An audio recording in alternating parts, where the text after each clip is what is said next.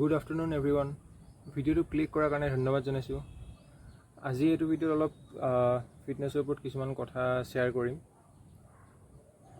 Direct start কৰিছোঁ ভিডিঅ'টো।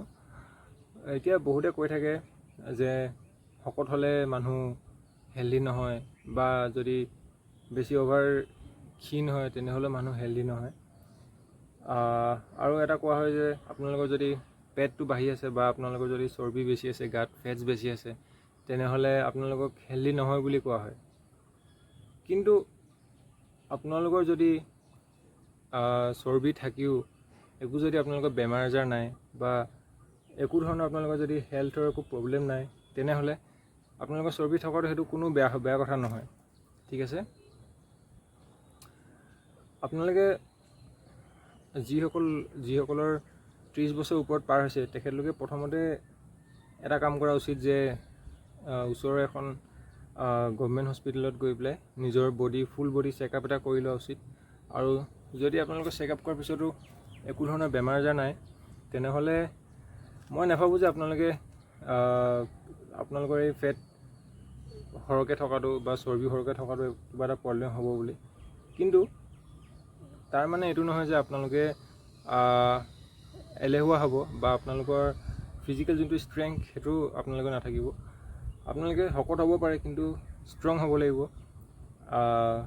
আপোনালোকে যদি প্ৰয়োজনৰ সময়ত যদি বহুত দূৰ খোজকাঢ়িবলগীয়া হয়, কিবা এটা কাৰণত পটককৈ দৌৰিবলগীয়া হয়, তেনেহ'লে সেই দৌৰিবলৈ বা সেই খোজকাঢ়িবলৈ আপোনালোকৰ সেই যোনটো এবিলিটিটো থাকিব লাগিব।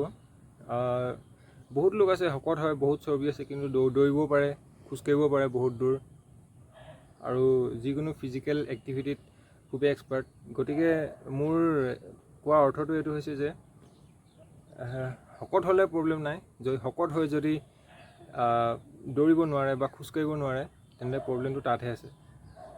আৰু লগতে আটাইতকৈ গুৰুত্বপূৰ্ণ কথাটো হৈছে যে আপোনালোকৰ যদি 30 বছৰ ওপৰত হৈছে বয়স, তেন্তে আপোনালোকে প্ৰত্যেক এবছৰ বা প্ৰত্যেক দুবছৰ মূৰে মূৰে নিজৰ হেল্থ চেকআপটো এবাৰ হ'লেও কৰাব। কাৰণ ইয়াৰ পৰা আপোনালোকে গম পাব যে আপোনালোকৰ কিবা বেমাৰ আজাৰ আছে নেকি। যদি আপোনালোকৰ কিবা বেমাৰ আজাৰ আছে বা বেমাৰটো হ'বলৈ আৰম্ভ হৈছে, তেনেহ'লে আপোনালোকে সেইটো উইদাউট মেডিকেশ্যন, উইদাউট ট্ৰিটমেণ্ট, আপোনালোকে কেৱল নিউট্ৰিশ্যন আৰু এক্সাৰচাইজৰ পৰাই সেই বেমাৰৰ পৰা আপোনালোকে হাত সাৰিব পাৰিব। গতিকে আটাইতকৈ গুৰুত্বপূৰ্ণ কথাটো হৈছে যে খুব বেছি 500-1000 টকাৰ ভিতৰত, বা কিছুমান গভৰ্ণমেণ্ট হস্পিটেলটো প্ৰায় ফ্ৰীতে আপোনালোকে হোল বডি চেকআপ কৰিব পাৰিব। গতিকে সেইটো কৰাই ল'ব। 30 বছৰ ওপৰখিনিৰ কথা কৈছোঁ, কাৰণ তাৰপিছত সাধাৰণতে 30 বছৰৰ পিছত বেমাৰ আজাৰ হোৱা দেখা দিয়ে আমাৰ শৰীৰত। আৰু লগতে শকত বা ক্ষীণ সেইটো কথা নাই, আপোনালোকৰ সেই ষ্ট্ৰেংথটো থাকিব লাগিব। আপোনালোকে শকত হ'লেও ষ্ট্ৰং হ'ব লাগিব, ক্ষীণ হ'লেও ষ্ট্ৰং হ'ব লাগিব। লগতে আপোনালোকৰ যদি একো হেল্থৰ প্ৰব্লেম নাথাকে, তেনেহ'লে মই ভাবোঁ সেনেকুৱা এজন মানুহে ফিট মানুহ।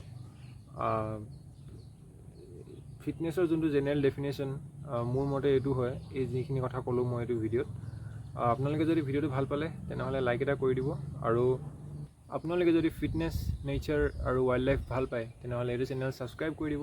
কাৰণ এইটো চেনেলত কেৱল ফিটনেছ, ৱাইল্ড লাইফ আৰু নেচাৰৰ ওপৰতে ভিডিঅ' যাব। ঠিক আছে, বাই বাই।